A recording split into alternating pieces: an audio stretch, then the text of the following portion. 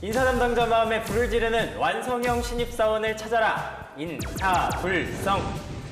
네, 여러분 안녕하세요. 박명석입니다. 자, 오늘도 함께해 주실 인사 담당자 세 분 모시도록 하겠습니다. 손성길 실장님, 이상원 프로님, 그리고 박규리 매니저님 나오셨습니다. 안녕하세요. 네, 안녕하세요. 반갑습니다. 안녕하세요.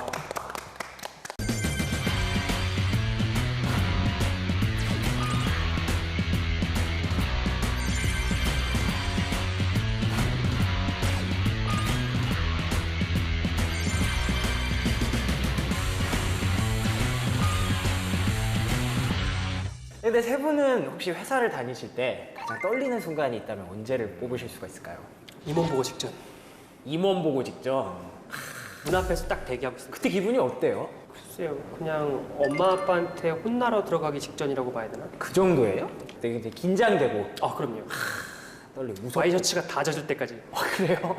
그렇군요. 저는 예전에 채용 업무 할 때 네. 그 대학생분들한테 회사 소개하는 날 이야. 마이크를 잡는데 그때가 진짜 떨렸습니다. 그 이유가 어떤 이유가 있었을까요? 다른 모르는 사람이다 보니까 좀 더 그랬을까요? 대학생들만 보면 크게 떨리진 않는데 네. 그 속에 선배들이 앉아 계세요. 아, 그래요? 네, 선배가 잘하나 못하나 보고 계시고. 아, 일종의 평가의 시간이 되는 거군요. 그렇죠. 그 속에 앉아서 네. 제가 시나리오대로 하는지 오버 액션을 하지 않는지 일일이 체크를 하고 보시기. 물론 그 전에도 리허설이라는 걸 다 하고 그쵸, 가서 그쵸. 말하고 있지만 그때 이제 가장 떨리고 긴장이 됐었던 것 같습니다. 알겠습니다. 박규리 매니저님은 언제가 가장 떨리시던가요? 저는 신입사원 교육하기 직전에 들어가기 직전에가 제일 떨렸던 것 같아요. 오, 그래요? 그 이유는 뭘까요? 그냥 그때는 어떻게 할 수 있을까 이 생각을 막 하다 보니까 좀 떨렸던 것 같아요. 약간 선배 입장에서 처음 이제 신입사원과 네. 대면하게 돼서 그런 왜냐하면 것도 조금 있어요. 그분들은 이제 저를 보고서는 이제 회사에 대한 이미지를 알아가는 거잖아요. 그쵸, 그쵸. 네, 그래서 조금 더 긴장이 됐던 것 같아요. 근데 세 분의 말씀 중에서 공통적으로 좀 뽑아낼 수도 있다면 뭔가 평가를 받는 그런 느낌인 남한테서 것 같아요. 예. 평가를 받는 게 남한테 평가를 받는 그 순간이 가장 떨렸다라고 말씀을 해주셨는데 제 생각에도 아마 이 순간이 가장 떨리지 않을까 싶습니다. 자, 오늘의 주제는 과연 무엇일지 공개해 주시죠.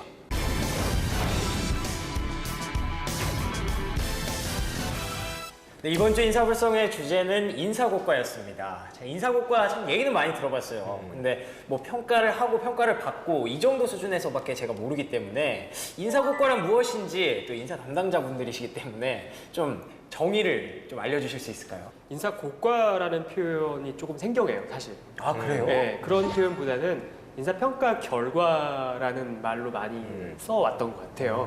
2000년대 중반 이후부터는. 그래서 자기가 이제 성과 올 한 해의 목표 대비해서 네네. 정량적 지표건 정성적 지표건 간에 그 지표를 통해서 얼마만큼 성과에 도달했느냐를 가지고서 이제 상위 직책자에게 평가를 받는 것. 대부분은 아직도 이제 상대평가로 하고 있고요. 절대평가 도입하는 기업도 많이 있다고 들었습니다. 목표에 얼마나 도달했는가를 평가하는 것, 네. 그리고 평가를 받는 것. 그렇습니다. 말씀하신 대로 고과라고 하는 거는 이제 공무원에서 그 집단에서 많이 좀 쓰는 용어가 아닌가 싶기도 하고요.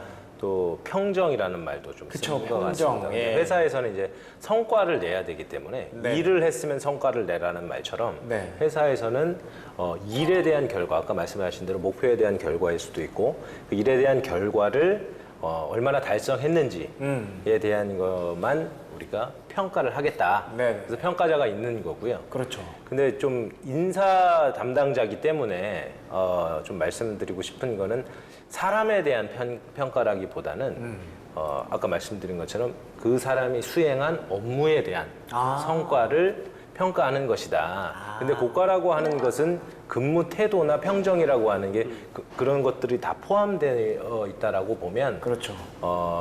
좀 구분을 해야 될 것 같아요. 일에 대한 결과다. 그거를 평가하는 것이다. 그러면은 정확히 누구한테 평가를 받는 건가요?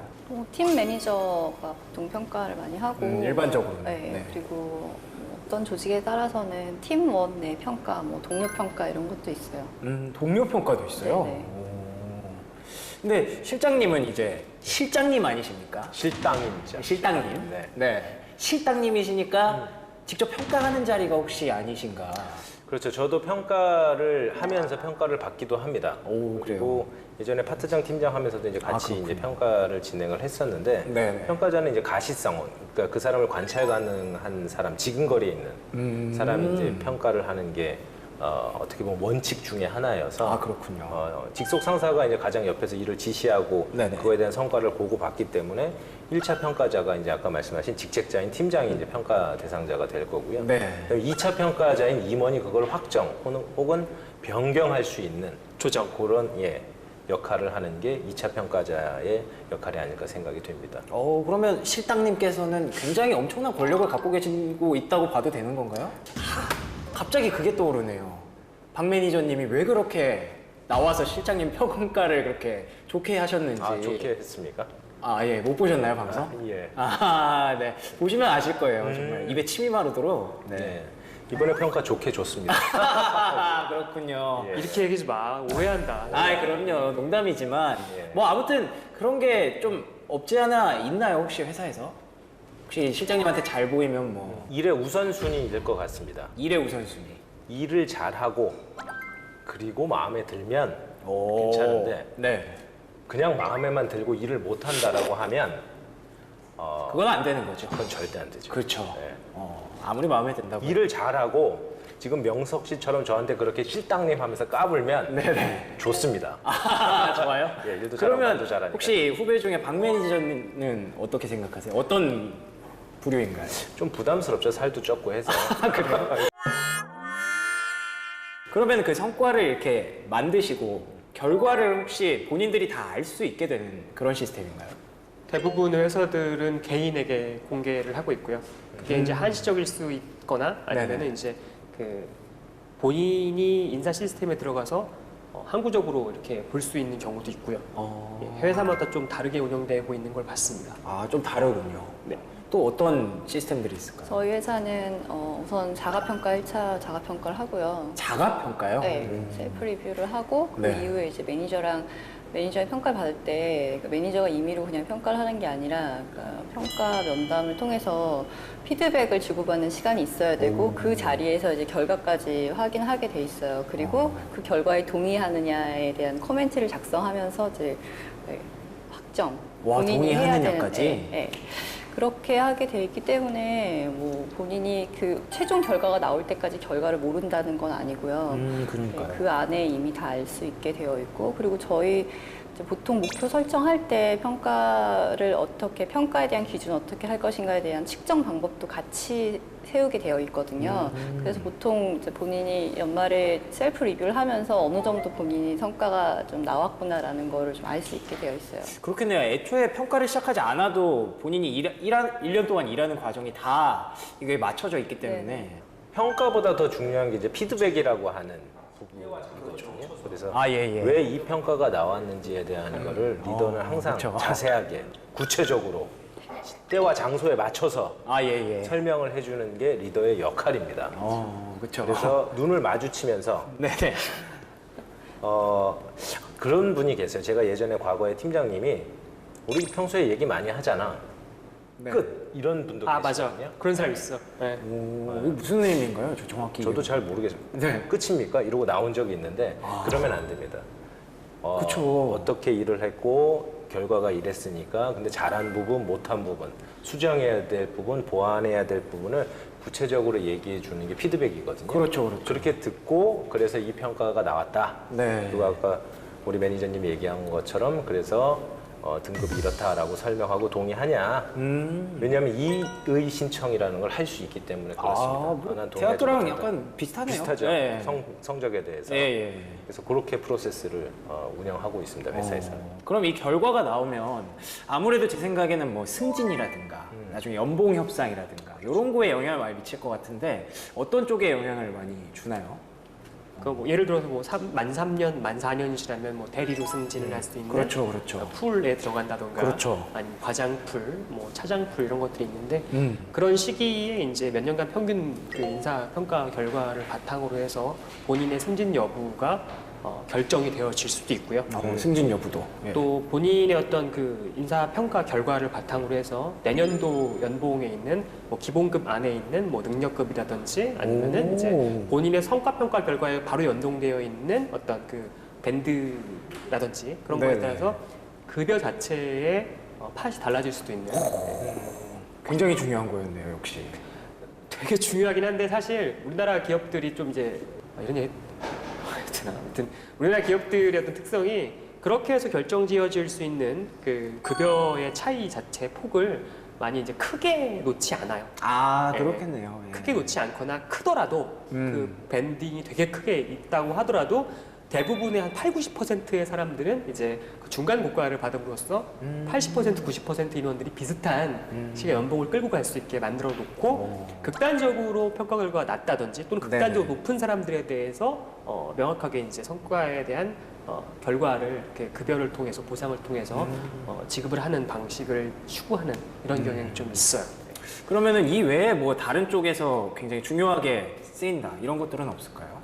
그 프로핏 쉐어라고 인센티브 할 때 평가 아. 결과에 따라서 이제 차등 지급하는 경우들이 있고 인센티브. 그렇죠. 네. 저희는 이제 아까 말씀하신 대로 이렇게 뭐 승진 연한이 있다거나 아니면은 뭐 이렇게 정해진 급여 테이블이 딱 있는 건 아니라서 성과가 지속적으로 잘 나오는 경우에는 이제 파격적으로 자리가 바뀌는 와, 케이스가 파격적으로? 많죠. 네. 그리고 발탁 연봉, 인사? 네, 뭐 연봉 같은 경우도 이제 최상위 고과자 몇 퍼센트 이렇게 정해져 있는 게 아니라서 네. 그 성과를 가지고 이제 연봉 협상하는 자리에서 실제로 내가 이제 고 연봉을 받을 수 있는 기회들도 있어요. 조금 회사마다 다르긴 한데 저희는 조금 그렇게 되어 있어요. 실례지만 제가 파격적으로라는 말에 잠깐 꽂혀버렸는데 얼마나 파격적인 수준인 건가요? 혹시 얘기해 주실 수 있나요? 뭐 퍼센테이지 차이로 보면은 10% 이상 차이 날 수 있죠. 아닌 사람하고 뭐 자, 보상의 수준을 말씀하시는 네. 거죠? 금전적인. 10%면 굉장히 큰 거죠. 10% 이상 10% 이상. 차이가 날 수 있고 그리고 또 직무 같은 경우도 네네, 그런 이제 거는. 뭐 일반 그냥 슈퍼바이저 자리 없이 그냥 매니저로 승격한다던가 와, 이런 갑자기 한 경우도 번에? 있어요. 네. 능력 정도 되면 오. 그런 경우도 있어요. 되게 희소한 경우라고 아, 봐도 그래요? 되죠. 중복되는 말일 수 있지만 네. 보상을 하기 위해서 평가를 한다라고 하는 전제를 꼭 말씀드리고 싶습니다. 그렇겠죠. 왜냐하면 평가를 하는 목적이 그냥 당신은 A야, B야, C야가 중요한 게 아니고 네. 그래서 이래라고 하는 걸 말하기 위함이기 때문에 보상을 위해서 평가를 한다라고 보시면 좋을 것 같아요. 좀 단순화해서 말한다 그러면 네. 그리고 교육에도 그 대상자 풀에 들어가려면 아까 말씀하신 뭐 핵심 인재나 우수 인재가 되려면 좋은 그 평가를 받은 사람들 중에서 선발을 하기 때문에 평가가 거의 전부다. 거의 전부다. 저는 회사 생활의 전부다라고 이제 말하고 싶습니다. 그럼 평가를 어떻게 잘 받지?라고 하면 일을 잘해야 되는 거죠. 그렇죠. 근데 일을 어떻게 잘할 수 있지? 저 사람보다 잘해야 되기 때문에 저 사람. 그러니까 주변에 있는 예. 동료들, 동기들보다 잘해야 되기 때문에 네네. 무한 경쟁이 됩니다. 아. 저 사람보다 잘해야 되냐. 아까 과장님이 말씀하신 아니 우리 프로님이 말씀하신 상대 평가기 때문에 그렇습니다. 그렇죠. 그래서 평가라고 하는 게 이제 그런 시스템으로 돌아가기 때문에 네네. 회사가 아주 영리한 거죠. 지정관 어쩔 수가 없어. 5천 명 기준으로 얘기했을 때 3명 가거든요. 1년에. 진짜 꿈이네요. 프로님은 다녀오셨습니까? 그럴 리가 있겠습니까? 그러니까요. 제가 여쭤보려고 했는데. 여기까지입니다. 네, 안타깝네요.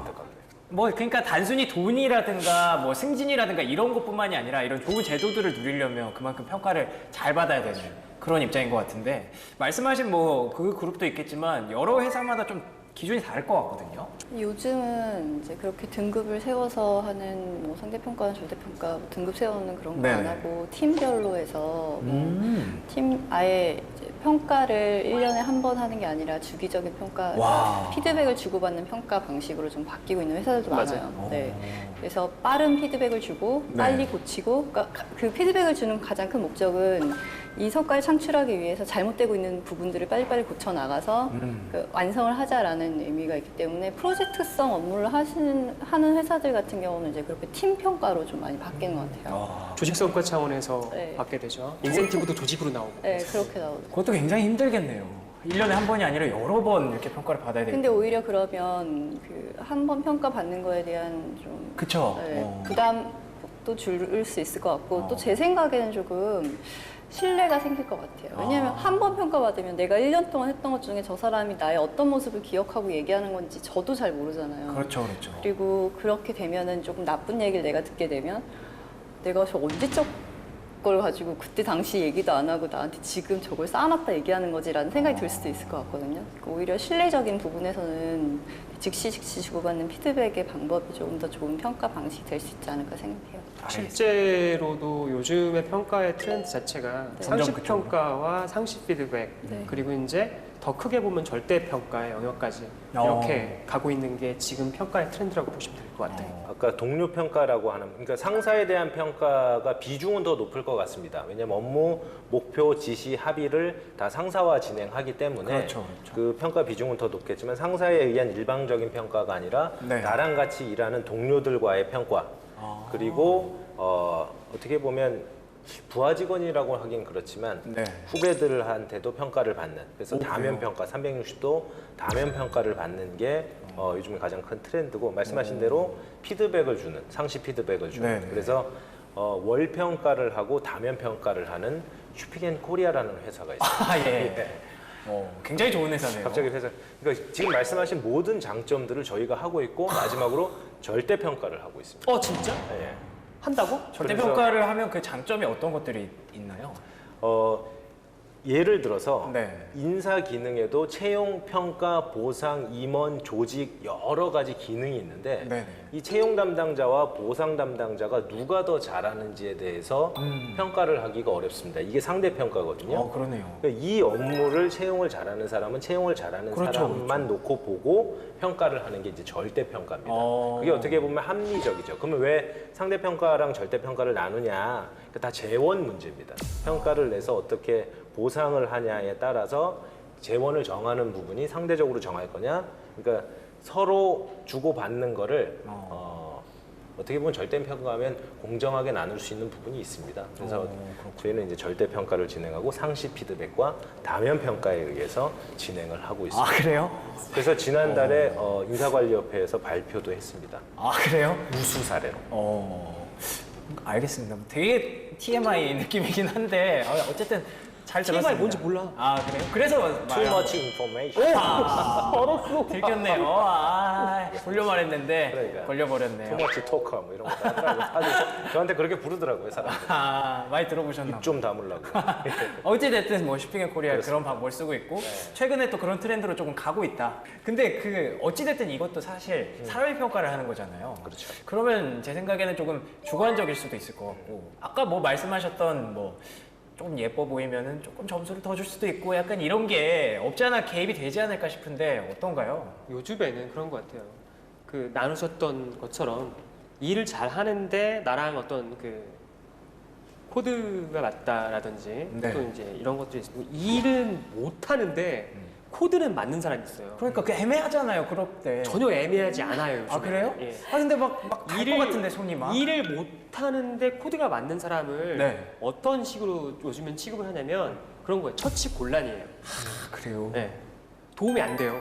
아, 그렇겠다. 왜냐면 성과를 평가받는 그 위주로 네네. 우리 조직 사회가 거의 많이 다 변해가고 있는 상황인데 네. 그리고 이제 함부로 막 우리가 이제 옛날 말처럼 도는 것들에 대해서 그쵸. 예. 그런가 보다라고 치부해 버리기에는 요즘 세상 자체가 굉장히 디테일해지고 성과 위주의 사회로 변하는 게 커서 그 코드가 맞는다고 또는 잘 보이고 예뻐 보인다고 해서 그게 만사가 아닌 세상이 되어버렸습니다. 지금. 두 분도 동의하시나요? 네. 어떤 부분에서 또 그런 얘기들을 더 할 수가 있을까요? 말씀하신 대로 예전에는 연공서열에 의한 평가가 많았다고 봅니다. 연공서열. 연공서열. 잘생겼다고 평가를 잘 주고 우리 명석 씨는 A 뿔입니다. 예, 실장님도 고맙습니다. A 뿔뿔. 아이고, 저는 입사 때부터 A 뿔을 달고 입사한 사람입니다. 아하, 어쩐지. 얼굴로만 평가를 하면. 그래서 연공서열에 의한 평가였다라고 하면 아까 말씀하신 게 그 잘 보이거나 이 사람 코드에 맞거나. 근데 지금은 그렇게 하게 되면 침몰하는 배에 같이 탄 겁니다. 좌초되는 거지. 같이 죽는 거죠. 그래서 아까 서두에 말씀드린 성과 평가라는 게 네네. 성과를 연말에 혹은 특정 시점에 평가하는 것으로 끝나는 게 아니라 성과 관리라고 하는 부분으로 계속 포커스를 맞추는 거거든요. 예. 지속적으로 관리해 나간다. 그래서 평가라고 하는, 그러니까 아까 말씀하신 고가라는 것보다는 성과에 대한 평가, 관리. 그래서 항시 성과를 내야 돼라고 하는 부분이지 잘생겨서 혹은 얼굴이 까매서 라고 하는 것들은 아니라는 거죠. 그걸로는 하지, 좀 까마시군요. 그래서 그런 부분들은 배제하고 일에 대해서만 평가를 하는 게 회사에서는 그게 본질이고 목적이라고 생각을 합니다. 저는 그냥 또 다른 편견을 하나 또 깨주세요, 그럼. 그럼 깨줘요. 옛날에 저희가 사내 정치 편을 진행을 했던 거 있잖아요. 요 얘기가 사실은 결론적으로는 인사 평가를 잘 받기 위해서 어느 정도 사람들이 하는 게 아닌가. 맞아. 맞다고요? 그렇게 말씀하셔도 되나요? 그럼요. 지금 찍고 있는 거예요? 예. 제가 변명을 하자면 네, 병 시작부터 변명이야? 그때는 제가 이제 말씀드렸던 게 사내 정치라고 하는 거는 네. 일을 잘 하고 나서. 일을 잘하는 사람을 볼 줄 아는 눈을 가진 게 사내 정치의 기본이고 핵심이고 본질입니다. 좀 어려운데. 그 사람한테 줄을 서는 거죠. 저 사람은 일을 잘하는 분이고 승승장구할 거야. 저 사람한테 잘 보여야지. 침몰하는 배가 아니라 그렇죠. 잘 떠가는 이렇게 완벽한 배에 올라타겠다. 성과 관리를 잘할 수 있는 리더 옆에 서는 것. 오호. 그게 이제 사내 정치의 기본입니다. 꽃이 사내 정치. 그럼요. 사내 정치 기본이고 1편. 본질이고 핵심이고. 그래서 오래 못 가요, 저렇게 하면.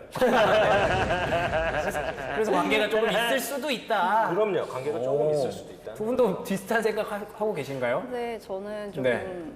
이제 다른 생각인 게 왜 다른 생각을 하실까요? 예. 시점에. 시작됐다. 그럴 것 같았습니다. 아니, 이제 어쨌든 그 목표 설정이라는 걸 애초에 하잖아요. 물론 네네. 목표 설정을 할 때 내가 개인적으로 목표를 세울 때에도 이제 회사의 성과 목표에 따라서 세우긴 하지만 그리고 그거를 이제 매니저랑 같이 얘기를 해서 목표를 설정하긴 하지만 그 목표를 설정하고 그 성과에 대한 목표를 설정하고 그리고 그 평가 결과에 대한 측정 방법을 내가 설정하면 사실은 평가자한테 잘 보이고 못 보이고가 아니라 성과를 얼마나 냈느냐가 제일 중요한 거거든요. 그렇죠. 네, 그거 가지고 평가받는데 사내 정치를 해가지고 저 사람의 마음에 들어서 내가 얻을 수 있는 게 뭐가 있을까 생각해 보면 별로 크게 있을 것 같진 않고 그리고 어떤 사람 옆에서 어떤 줄을 서서 뭘 잘 배우는 것보다 내가 네. 지금 여기서 하고 있는 일이 어떻게 해야 잘 할 수 있는지 효율성을 높일 수 있는지 생각하는 게 더 먼저인 것 같아요. 이 얘기에 대해서 어떻게 반론 좀 해주실 수 있나요? 아닙니다. 우리 박규리 매니저님의 말에 전적으로 동의합니다. 그래요. 다만 왕관의 무게를 견딜 수 있는 자만이 그렇죠. 뭔가를 쓸 수 있지 않습니까? 그렇습니다. 예. 리더가 돼보지 않고 말을 하는 거는 리더가 되고 평가자가 돼보셔야 돼요. 그래야지 같이 일하는 사람들의 호흡, 시너지라고 하는 부분이 있습니다. 시키는 것만 기술한 거, 그것만 해낼 것 같으면은 네. 더 할 수 있는데 저는 그것만 하는 사람은 아르바이트생이라고 표현하고 싶어요. 그래요?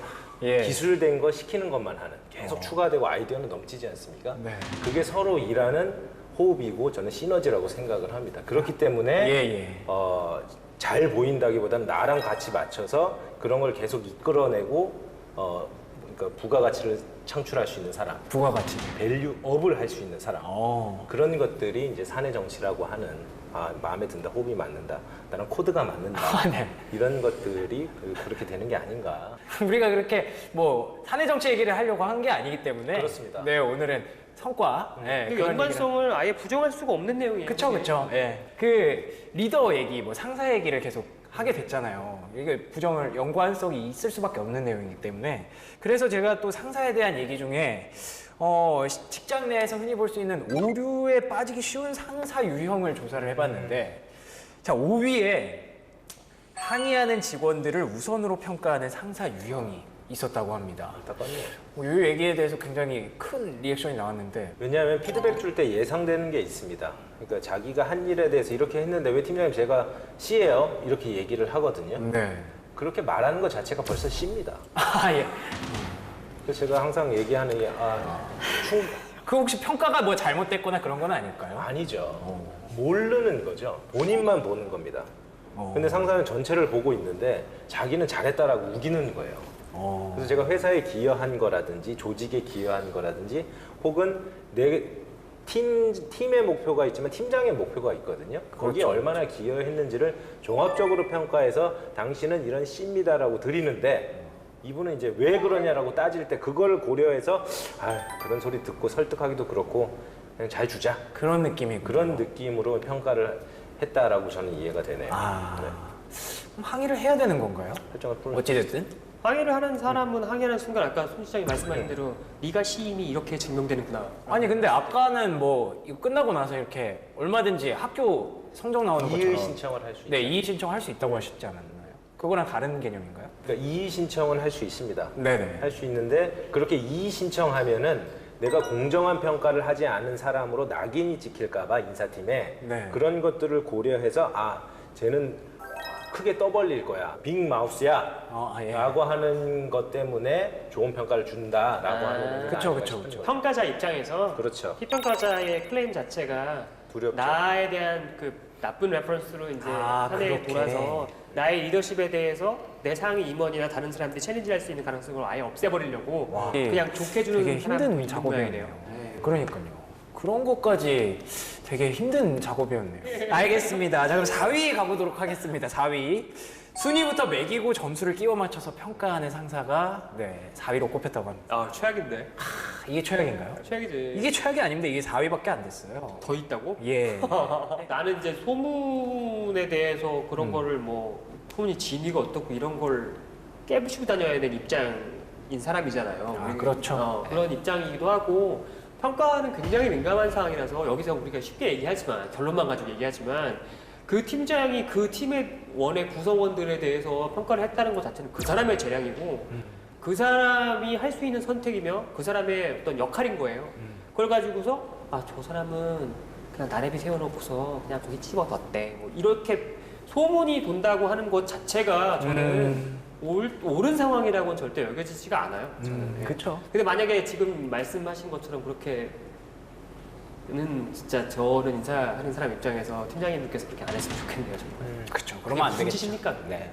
그런데 그런 것들이 아직 3개나 더 남았습니다. 자, 3위 보겠습니다. 회사 분위기와 실적에 따라서 평가하는 상사.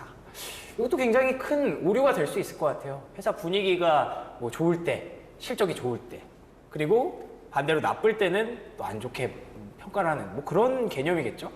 근데 그걸 좀 굳이 해석을 해보자면 네. 회사 분위기가 안 좋은데 안 좋고 예를 들어 우리 팀이 실적이 안 좋아요. 네.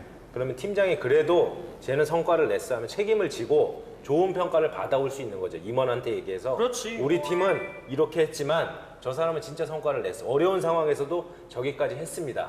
라고 말을 해주면 좋은데 우리 팀이 실적이 안 좋아. 그럼 내가 알아서 밑에 깔아줘야지. 그러면 임원한테 가서 죄송합니다. 저희는 못했으니까 이렇게 할게요. 이렇게 해주는 상사, 무책임한 상사, 책임을 지지 못하고 당당하게 말 못하는 상사가 그런 상사가 최악의 상사 유형에 들어가는 게 아닌가. 그렇네요. 저는 옆에만 봤지 정말 한심하고 답답한 상사라고 생각을 합니다. 임원의 챌린지를 감내하고 자기의 우수한 구성원을 그렇죠. 디펜스해줄 수 있는 그 책임과 역할 자체도 리더가 해야 되는 것들 중에 그 하나니까. 팀원 입장에서 정말 한심하고 답답한, 네. 따르고 싶지 않은, 줄 서고 싶지 않은, 사내 정치하고 싶지 않은 그런 예. 상사가 될 것 같습니다. 최악의 상사 맞나요? 최악의 상사. 예, 알겠습니다. 목표 설정부터 달성할 목표를 줍니다. 그리고 그 성과를 충분히 달성하게 만들어 주고요. 와, 그런 방법이 또 있겠네요. 그게 라인이라고 하는 게 이게 라인이 아니고 이게 라인이죠. 그때는 코드가 잘 맞지 않아서 망했다.